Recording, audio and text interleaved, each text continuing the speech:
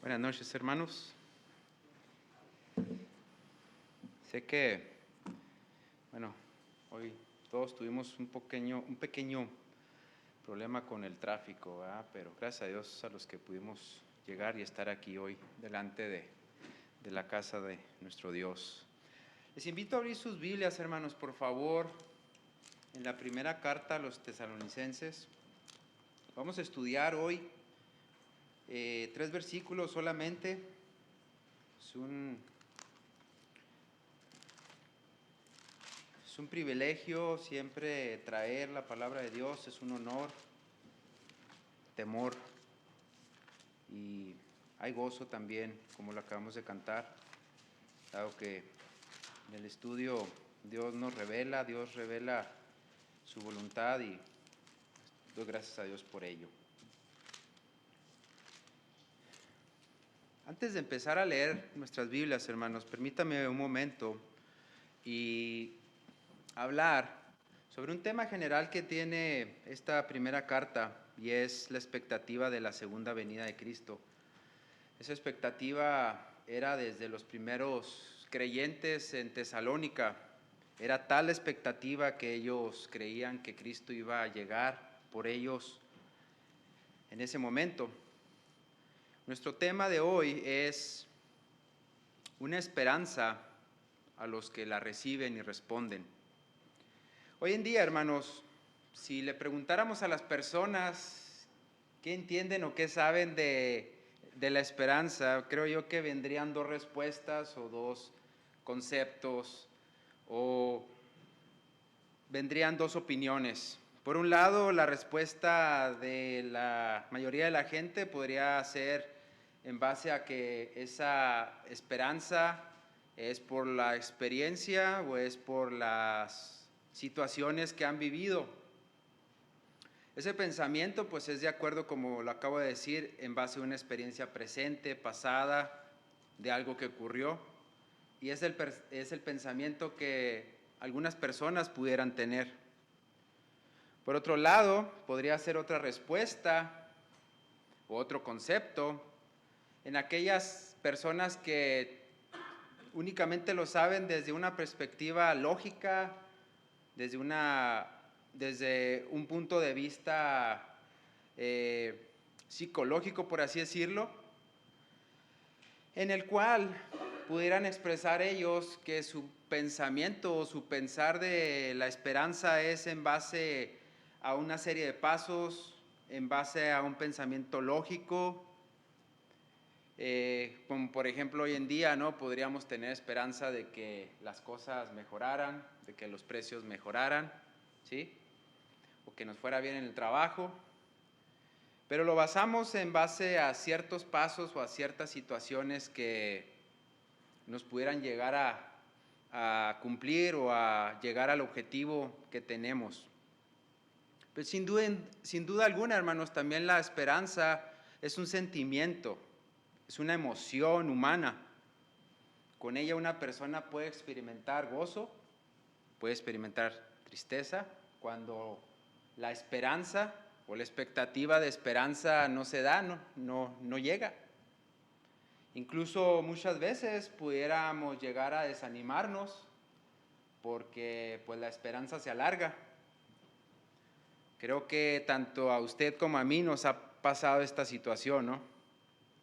Y desgraciadamente, hermanos, muchas veces, muchas personas no se recuperan de ese estrago emocional porque causó angustia, dolor, pensamiento, apatía, pesar. No sé si ustedes en la escuela, cuando estuvieron, leyeron una novela que se llama La Divina Comedia, de Dante, ¿no? Dante era un escritor italiano, allá por el siglo XIII, en donde escribió una alegoría, es decir, una novela con respecto a lo que eran las puertas del infierno. Ahí, él imaginó que sobre esas puertas estaba ese lugar y había un cartelón, había un anuncio que decía: abandonad la esperanza todos los que entréis aquí. Esa representación ficticia del infierno que él hace en su novela no queda corta, hermanos, de la verdadera y espantosa verdad de lo que es realmente ese lugar de condenación. Para un creyente que conoce el relato bíblico, la Escritura, sabe que es un lugar final. El creyente conoce también que en ese lugar no habrá ninguna expectativa, no habrá ninguna esperanza, no habrá nada. Ya no hay salvación para el alma humana. Todas las buenas intenciones murieron ahí. No hay nada que esperar, todo acabado para la persona que murió sin Cristo. Por ello la esperanza para el creyente, al igual que otras virtudes como el amor, la fe, el gozo, la paz, ahorita acabamos de cantar, ¿no? Grande gozo, ¿sí? Y esperemos que lo hayamos cantado con ese gozo, ¿sí? No son meramente palabras, hermanos, sino son verdades palpables que se contrastan, como lo acabamos de ver, con los conceptos que tiene el mundo.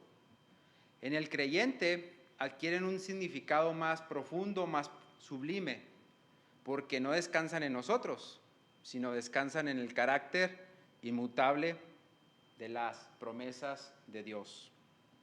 Por ello, la esperanza no está sustentada en nosotros mismos, sino en el carácter soberano del Dios Santo.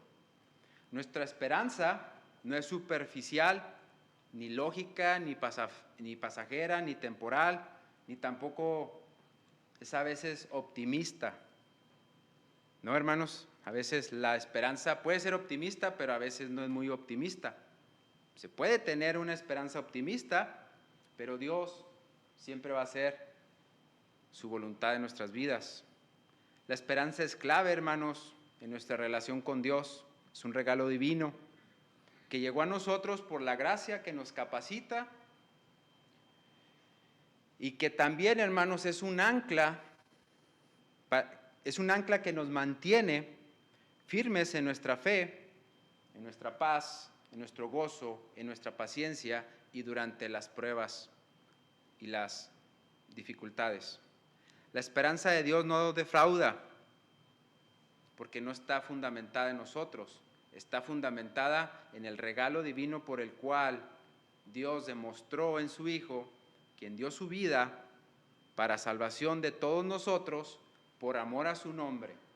Por eso leemos en Romanos capítulo 5, versículos 3 al 5, dice, ¿qué dice? Dice, no solo esto, sino que también nos gloriamos en las tribulaciones, sabiendo que la tribulación produce paciencia, y la paciencia prueba, y la prueba esperanza, y la esperanza no avergüenza, porque el amor de Dios ha sido derramado en nosotros, en nuestros corazones, por el Espíritu Santo que nos fue dado. Por ello debemos estar agradecidos de estas virtudes que tenemos de la gracia de Dios, la cual nos capacita y nos puede ayudar, hermanos, en nuestra vida espiritual, enfrentando pruebas, dificultades y fortaleciéndonos espiritualmente. ¿Por qué? Por el Espíritu Santo que nos ha sido dado. Por eso también a Dios se le conoce como el Dios de la esperanza. Romanos capítulo 15, versículo 13. Y el Dios de esperanza os llene de todo gozo y paz en el creer, para que abundéis en esperanza por el poder del Espíritu Santo. Por ello debemos ser agradecidos en tener esa esperanza y que actúa en nosotros a través de este Santo Espíritu.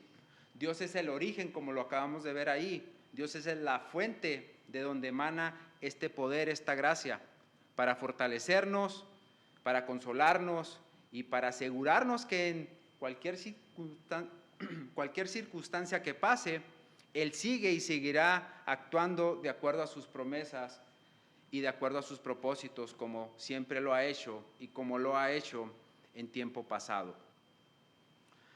Ocurre también, hermanos, hoy día en nosotros, y como lo acabo de decir, también ocurrió de la misma forma, de la misma manera como ocurrió en aquellos hombres, en aquellos creyentes que estuvieron a cientos, a miles de años de distancia de nosotros. Miren, vamos a ver un ejemplo solamente. Romanos capítulo 4, versículo 18. Fíjense el tipo de esperanza que es esto. Él creyó en esperanza contra esperanza para llegar a ser padre de muchas gentes, conforme a lo que se le había dicho, a ti será tu descendencia. Algunos catalogan, hermanos, este tipo de esperanza como una esperanza contra toda esperanza posible. ¿Por qué? ¿O cómo podría ser una esperanza contra toda esperanza? ¿No es algo ilógico? ¿No es algo paradójico? Pareciera ser, hermanos, que la esperanza prometida a Abraham nunca llegaría. Si ustedes recuerdan, Abraham era un hombre longevo, ¿no? ¿Algunos recuerdan cuántos años tenía Abraham cuando llegó la esperanza? 100 años. Su esposa era más joven, ¿no? 90 años. Y aparte, se nos narra, hermanos, que Sara era ¿qué? Estéril. Entonces era una esperanza contra esperanza. Mas Dios, hermanos, mas Dios es fiel. Fiel es el que llama y fiel es el que también lo hará. Miren, fíjense lo que dice primero a los Tesalonicenses, capítulo 5, versículo 24. Fiel es el que os llama, el cual también lo hará. 25 años, hermanos, tuvieron que pasar para que llegara esa promesa a Abraham. Por ello, hermanos, quiero introducirme con el siguiente principio en el trasfondo histórico que tiene esta carta. El primer principio es la esperanza del Evangelio debe ser la inspiración detrás de la resistencia. En este principio veremos que cuando las circunstancias no parecen favorables, como lo fue Abraham, y hay resistencia de las personas a escuchar el Evangelio, no debemos desmotivarnos, al contrario, debemos actuar y debe ser un impulso, una motivación para continuar hablando de las buenas nuevas de salvación a las personas, porque Dios es el que verdaderamente, hermanos, está haciendo la obra en los corazones de esas personas. Antes de leer el versículo 1 de mi carta, este principio bíblico se aplica en todo el contexto que pasó antes de que esta iglesia naciera. Y hay 2 capítulos grandes ahí en el libro de los Hechos, no vamos a ir ahí, nomás los voy a nombrar, en donde el capítulo 16 de Hechos y el capítulo 17 se nos narra todo lo que pasó. Pero Tesalónica, hermanos, era una ciudad en la región de Macedonia, en donde Pablo había ido a predicar la palabra y después de aproximadamente 3 semanas de estar ahí, algunos miembros fueron exhortados, algunos miembros creyeron. Esta carta más o menos se escribió por el año 51 al 54, fue la primera carta del apóstol Pablo. Después, unos 3 meses después, se escribió la segunda carta. Tesalónica o Salónica, como hoy es en día o se conoce en día, está cerca del mar Egeo, en la parte norte de Grecia. Macedonia en aquel entonces, o toda esa región donde se encontraba Tesalónica, era una ciudad próspera. De hecho, tenía un estatus de ciudad libre. Sus propios ciudadanos la gobernaban. Claro que estaba el Imperio Romano a cargo de todo ello. Y era una ciudad tan importante que tenía aproximadamente 200,000 habitantes. Y era un centro, hermanos, grande, tanto en la actividad política, en la actividad comercial, como también en la logística que tenía Roma en aquella región. Por ello es que antes de llegar Pablo a este lugar de donde se encuentra Tesalónica, Pablo había pasado ciertas dificultades. había tenido resistencia, había tenido muchas pruebas. Se nos dice por los 2 capítulos de Hechos, el 16 y el 17, que antes de que Pablo se invistiera en este segundo viaje misionero, había estado primeramente pasando una situación con un compañero llamado Bernabé. De ahí ambos se separan, Pablo pasa a Derbe y a Listra, y ahí toma a un colaborador llamado Silas o Silvano, como lo vamos a ver ahorita. Más adelante ahí toma otro colaborador, a un joven discípulo llamado Timoteo. Y al final de todo este capítulo vemos que pasaron ciertas situaciones. Una mujer se convirtió,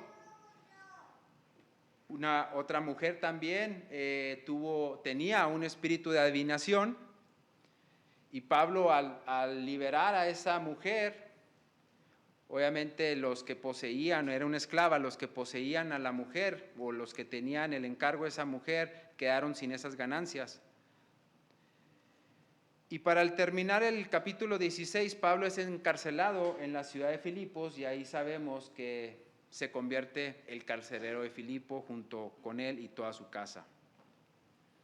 Tesalónica estaba como a 160 kilómetros de Filipos, como a 3 días más o menos de caminata. En el capítulo 17 se nos narra que Pablo llega a Tesalónica y se hospeda en la casa de un hombre llamado Jasón. Y por 3 semanas o 3 días de reposo, Pablo predicó y expuso ante los judíos quién era Jesús, el cual para ellos no era las noticias que ellos esperaban. Entonces ellos juntaron una turba, alborotaron la ciudad, buscaron a Pablo en la casa de Jasón, y al no encontrarlo, metieron a Jasón y a los habitantes a la cárcel. Y se nos dice más por el relato que estos fueron ante las autoridades, tuvieron que pagar su fianza para salir de ahí. Más adelante se nos narra que Pablo y Silas tuvieron que salir de noche y trasladarse hasta Berea. Y ahí se nos dice una parte muy bonita, en donde al llegar a la sinagoga de Berea, estos eran diferentes a los de Tesalónica, porque estos eran más nobles. Entonces vemos aquí, hermanos, el inicio de esta carta, el inicio de esta iglesia, cómo llegó el mensaje de buenas nuevas, y llegó el mensaje de buenas nuevas en resistencia. Hablar de esta esperanza de salvación, hermanos, siempre traerá resistencia, aún en nuestros días, por lo cual no debe desmotivarnos a hacerlo. Debemos continuar fielmente hablando las verdades de salvación a las personas, aun cuando muchos rechacen, aun cuando muchos nieguen, aun cuando muchos se resistan. Nuestra labor es continuar la labor que nos ha sido encomendada, aunque encontremos resistencia. Por ello que el segundo punto, hermanos, lo veremos, y esto vamos a ver en el versículo 1. Les invito, por favor, hermanos, a leer el versículo 1 de nuestra carta. Dice ahí, Pablo, ayúdenme a leer, hermanos. Pablo y Timoteo, a la iglesia de los tesalonicenses, Dios Padre y el Señor Jesucristo, gracia y paz sea a vosotros de Dios nuestro Padre y del Señor Jesucristo. La esperanza, hermanos, en Cristo cambia la condición espiritual y el estado de la persona. Esta condición cambia porque nosotros somos justificados en Dios por medio de Jesucristo nuestro Señor, y somos trasladados de una condición de vida a muerte. Y eso lo vemos aquí en este primer versículo. Pareciera sencillo, pareciera un simple saludo de 3 hermanos a una iglesia. Note, hermano, que aquí Pablo no se introduce como apóstol, sino como otro hermano, junto con Silas o Silvano y Timoteo. Por ello Pablo hace este saludo ante los tesalonicenses como un distintivo de amistad o de empatía. Pero hace un distintivo tan llamativo y tan importante que les llama a ellos a la iglesia de los tesalonicenses, en Dios Padre y en el Señor Jesucristo. Es importante, hermanos, notar aquí el estado espiritual de estos hermanos. Al llamarles a la iglesia de los tesalonicenses, implica cuál era ese estado de estos hermanos. Eran creyentes, eran hijos de Dios. Ellos habían recibido a Cristo y creído el evangelio que Pablo le predicaba. Su estado espiritual denotaba, hermanos, que ellos eran una comunidad, una asamblea, una iglesia de creyentes fundada en Dios Padre. No estaba fundada en ningún otro más que en Dios Padre y en el Señor Jesucristo, denotando también que su conocimiento era de que Cristo era su Señor y su Salvador. Por ello la bendición, después de nombrar esta parte, hermanos, viene con dos personas de la Trinidad, Dios Padre y el Señor Jesucristo. Y es especial que aquí denota la condición de estos creyentes, porque ahora esos creyentes tienen ya una paz, tienen una gracia, ¿en qué? En Dios Padre y en el Señor Jesucristo. La gracia, hermanos, como nosotros sabemos, es el favor desmerecido que Dios tiene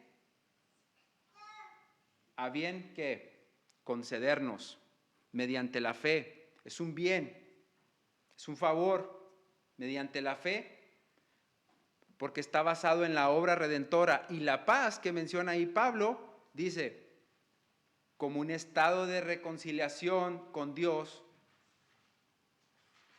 Así que el creyente ahora, igual que hoy, tiene esa gracia y tiene esa paz, porque somos justificados por la fe y tenemos paz para con nuestro Dios.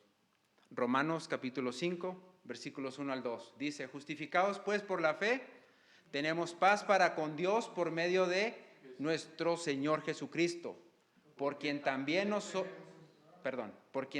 tenemos entrada por la fe a esta gracia en la cual estamos firmes y nos gloriamos en la esperanza de la gloria de Dios.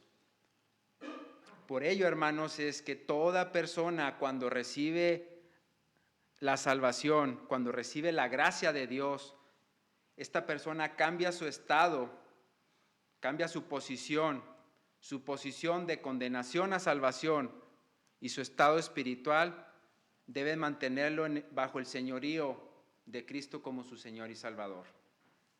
Veamos el versículo 2, hermanos, de nuestra carta. Leamos, por favor. Dice, damos siempre gracias a Dios por todos vosotros, haciendo memoria de vosotros en nuestras oraciones. Este tercer punto, hermanos, nos enseña que la esperanza en Cristo debe ser siempre un ejemplo visible de gratitud a otros. Debemos ser siempre agradecidos por las continuas bendiciones que recibimos de Dios, porque esa es la expresión, hermanos, esa es la expresión de ¿qué? De nuestro reconocimiento por las bendiciones recibidas. Ahorita lo acabamos de cantar. En el versículo 2, hermanos, Pablo expresa un agradecimiento de antemano desde los primeros versículos de nuestra carta, ya que como lo relaté ahorita, no fueron situaciones fáciles, hubo resistencia, hubo luchas, pero Pablo nuevamente está agradeciendo aquí porque a pesar de esas luchas, a pesar de esas tribulaciones, la obra de Dios continúa. Y Pablo lo expresa más adelante, cuáles eran ese tipo de luchas, cuáles eran ese tipo de obstáculos o cuáles eran esos tipos de estorbos. Miren, vamos a verlo ahí en su misma carta, en el capítulo 2, versículos 17 al 18. Dice, pero nosotros, hermanos, separados de vosotros por un poco de tiempo, de vista, pero no de corazón, tanto más procuramos con mucho deseo ver vuestro rostro, por lo cual quisimos ir a vosotros. Yo, Pablo, ciertamente una y otra vez, pero Satanás nos estorbó. Esto también, hermanos, nos relata la seguridad que Pablo tenía de sus propios tesalonicenses. Dice que, dada la situación que tuvo por el relato de Hechos, él tuvo que salir de noche y se fue hasta Atenas. Desde ahí Pablo envía a un colaborador para ver cómo estaban estos hermanos. 3 semanas había estado con ellos, 3 días de reposo, no había completado lo que quizás él deseaba, pero envía a un colaborador para saber cuál era la situación de esos hermanos. Y esto nos lo relata también el apóstol Pablo en el capítulo 3 de nuestra carta, versículos 1 al 2. Dice, por lo cual, ¿sí?, no pudiendo soportarlo más, acordamos quedarnos solo en Atenas y enviamos a Timoteo, nuestro hermano, servidor de Dios y colaborador nuestro en el Evangelio, para confirmaros y exhortaros respecto a vuestra fe. Más adelante en el versículo 6 dice, pero cuando Timoteo volvió de nosotros a vosotros y nos dio buenas noticias de vuestra fe y amor, y que siempre nos recordáis con cariño, deseando vernos, como también nosotros a vosotros. Por ello la gratitud, hermanos, de Pablo, al escuchar que esos hermanos estaban fundamentados en la fe, estaban exhortados, estaban confirmados. Y eso le causó a Pablo un gozo, hermanos, por ese informe positivo. Más adelante en el relato de Tesalonicenses vemos que Pablo trata de regular algunas cosas, trata de exhortar la vida de ellos, trata de asentarlos más en ciertas verdades, pero Pablo gozaba gratitud y lo expresó, hermanos, lo expresó en la manera como el versículo 2 nos lo dice. Siempre damos gracias a Dios por todos vosotros, haciendo memoria de vosotros ¿en qué? En nuestras oraciones. Por ello que un testimonio, hermanos, un testimonio vivo, como lo hacía Pablo, era que para poder dar ese gozo, para poder tener ese deseo de orar por ellos y enterarse de todo lo que había pasado, Pablo muestra o vierte aquí la intención de lo que era el testimonio de gratitud. Y esto debe ser un gran ejemplo para nosotros, hermanos, porque a veces pudiéramos olvidar de cuán grandes obras, cuán grandes cosas Dios ha hecho para con nosotros. Dios conoce nuestras dificultades, Dios conoce nuestras circunstancias, Dios conoce, nos dice la Escritura, cuando un cabello de nuestras cabezas se cae, ¿no? Dios sabe también muchas veces que vamos a tener dificultades, pero aquí tenemos 2 opciones, hermanos. Si el sufrimiento nos empuja, si el sufrimiento puede empujarnos hacia un agradecimiento como lo hizo Pablo, Dios se ha bendecido, honra y gloria para Él. Pero desgraciadamente, hermanos, muchas veces el agradecimiento nos empuja hacia la amargura. ¿Por qué? Porque no recibimos el deseo, no recibimos la esperanza que nosotros queríamos. Y a veces eso lo elegimos nosotros. Y elegimos ser empujados a la amargura por no ser agradecidos con Dios. Aún, hermanos, aún cuando las circunstancias fueran desagradables, fueran contrarias, siempre debemos estar en una actitud de agradecimiento. Miren, Pablo se los dice a los Colosenses, capítulo 1, versículo 24. Ahora me gozo en lo que padezco por vosotros y cumplo en mi carne lo que falta de las aflicciones de Cristo por su cuerpo, que es la iglesia. Debemos siempre tener gozo, hermanos, aun cuando las circunstancias que padecemos no son las mejores. Debemos dar un testimonio de gratitud, de agradecimiento por la obra que Dios está haciendo en nosotros, porque tenemos la esperanza ya en Cristo. Versículo 3, por favor. Leamos, hermanos. Versículo 3 de nuestra carta. Acordándonos sin cesar delante del Dios y Padre nuestro, de la obra de vuestra fe, del trabajo de vuestro amor, de vuestra constancia en la esperanza. Gracias. Este último principio, hermanos, está basado en el título de mi enseñanza. La segunda venida de Cristo es la esperanza para todos los que la reciben y responden al llamado. Acabamos de ver cómo se fundó una iglesia. Vimos todo lo que pasó el apóstol Pablo y sus colaboradores, cómo estos creyentes estaban confirmados en Dios, en Cristo, cómo había un testimonio de gratitud por parte de Pablo y cómo la iglesia, hermanos, poco a poco caminaba, aún en estos 3 versículos. El versículo 3, hermanos, vamos a encontrar 3 distintivos que se contraponen entre lo que pudiera ser una esperanza temporal del mundo contra una esperanza permanente que tiene el creyente por el llamado que hace el Espíritu Santo cuando una persona se arrepiente o cuando un verdadero creyente es regenerado.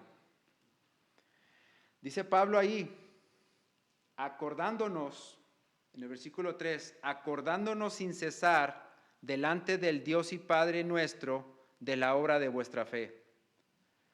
Pablo menciona, hermanos, que se acuerda sin cesar delante de Dios y Padre para contrarrestar la esperanza viva que no era una fe temporal de estos hermanos. Porque una fe temporal, hermanos, solamente hace ¿qué? Una persuasión de las verdades de la religión. Una fe temporal solamente viene acompañada por impulsos meros de la conciencia y un avivamiento temporal. Pero no se enraiza, en un corazón regenerado. Al contrario, lo aísla más y hasta lo puede cegar. Al contrario, de esa fe temporal tenemos una fe salvadora que tiene un asiento en el corazón y se enraiza en la vida regenerada del creyente. Recordemos, hermanos, que la fe no es una actividad producida en el hombre. Es una semilla que Dios implanta en el corazón de una persona para poder ejercitar esa fe salvadora, porque nace de la voluntad de Dios. Por ello aquí Pablo contrasta la obra de vuestra fe para denotar que esta fe tenía los hermanos de Tesalonicenses. Miren, vamos a ver Gálatas capítulo 5, versículo 6, dice, porque en Cristo Jesús ni la circuncisión vale algo, ni la incircuncisión, sino la fe que obra por el amor. Santiago capítulo 2, versículo 14. Hermanos míos, ¿de qué aprovechará si alguno dice que tiene fe y no tiene obras? ¿Podrá la fe salvarle? ¿Podrá la fe salvarle, hermanos? La fe que tenían los tesalonicenses era una fe salvadora que actuaba por sí misma. Por ello es que Pablo utiliza otro distintivo después de hablar de esta fe, de una fe salvadora, de una fe completa, con otro distintivo, y lo ata ahí en el versículo 3 al trabajo de vuestro amor. Un comentario dice, hermanos, que aquí hay 2 palabras bien interesantes. De hecho, en el Nuevo Testamento, para hablar de trabajo se utilizan dos palabras en el griego. Uno es ergón y otro es kopos. La primera, para denotar un trabajo, ergón, significa que puede ser un trabajo placentero, estimulante. Pero aquí Pablo no está hablando de un trabajo placentero o estimulante, sino está hablando de un trabajo copos, que implica esfuerzo extenuante, que produce dolor, que produce sudor, que es un trabajo molesto, que es un trabajo que fatiga. Así que la fe de estos tesalonicenses producía un amor, y ese amor era un amor ágape, lo cual indica que el resto de la frase que nosotros estamos leyendo aquí en Tesalonicenses es un amor, es una fe que está dispuesto a soportar por el bien de los amados y a pesar de aquellos, hermanos, que expresan ese mismo sentir por nosotros. Miren, Pablo lo expresa más adelante en capítulo 3, versículos 12 al 13.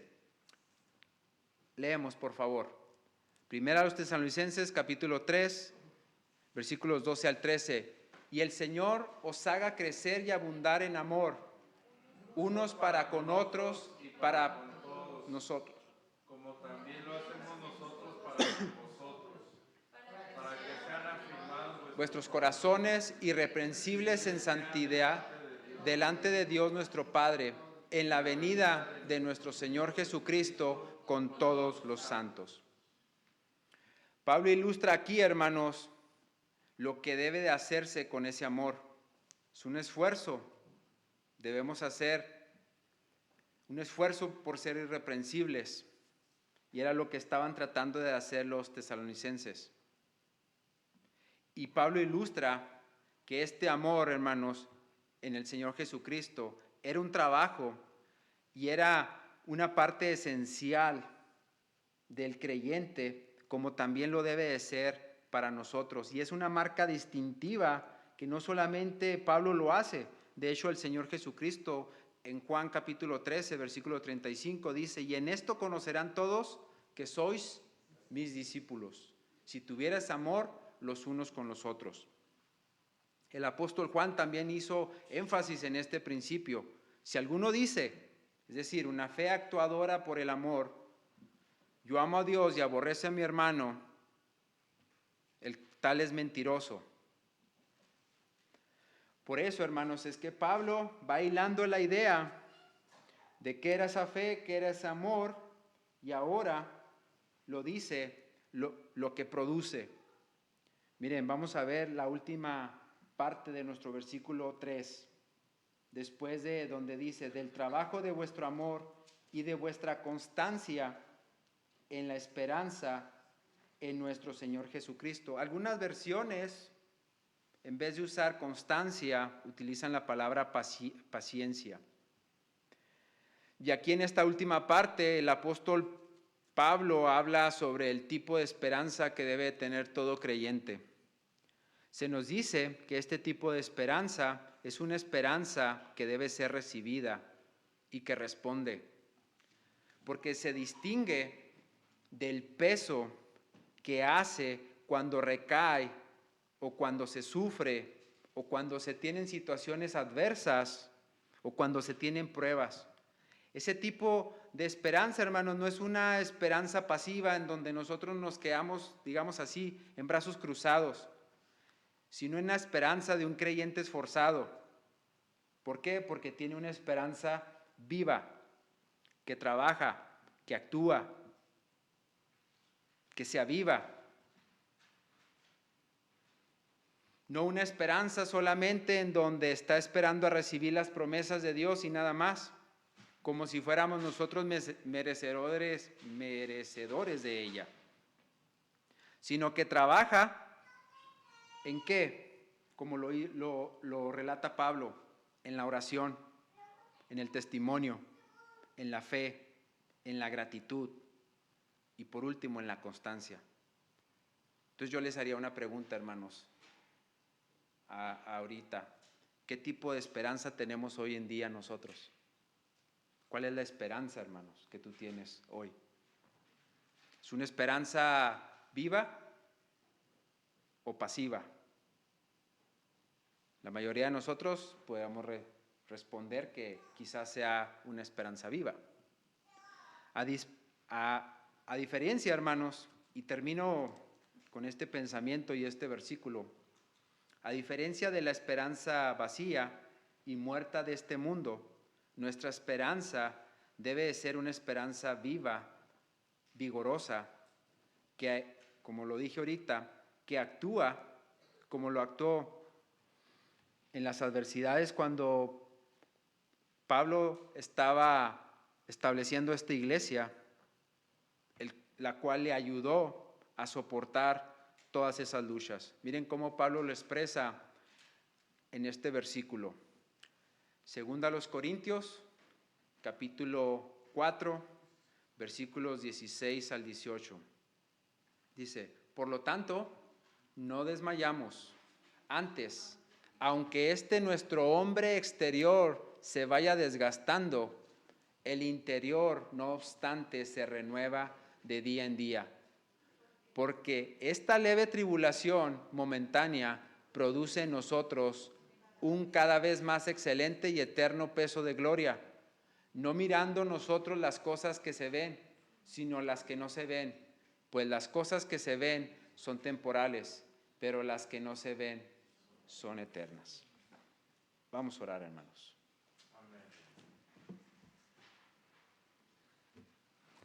Padre Celestial, damos las gracias, Señor, por permitirnos, Señor, estar nuevamente aquí en tu casa. Gracias, Señor, por estas palabras de exhortación, estas palabras de luz, Señor, que has traído a nuestros corazones. Rogamos, Señor, que así como Pablo tuvo esta esperanza, Señor, la vivamos nosotros, la experimentemos y demos testimonio de ella. Ayúdanos, Padre, a ser agradecidos por todas las cosas que nos das, aun cuando somos inmerecedores, aun de nuestra propia salvación, Señor. Gracias te damos, Señor, porque tenemos tu palabra, porque con ella, Señor, podemos guiarnos, como dice tu misma palabra. Tu palabra es lámpara a nosotros y lumbrera a nuestros pies, Señor. Damos las gracias porque nos has dado esa esperanza, la cual, Señor, un día se manifestará en la segunda venida de nuestro Señor Jesucristo.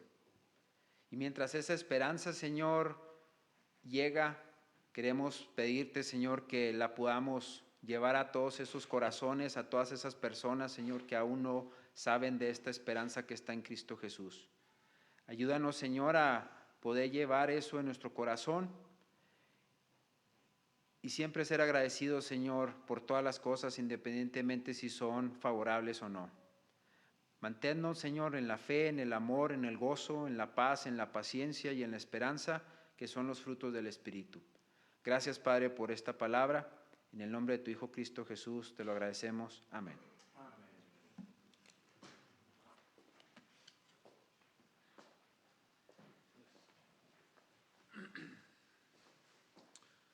Muy bien, buenas noches, hermanos. Vamos a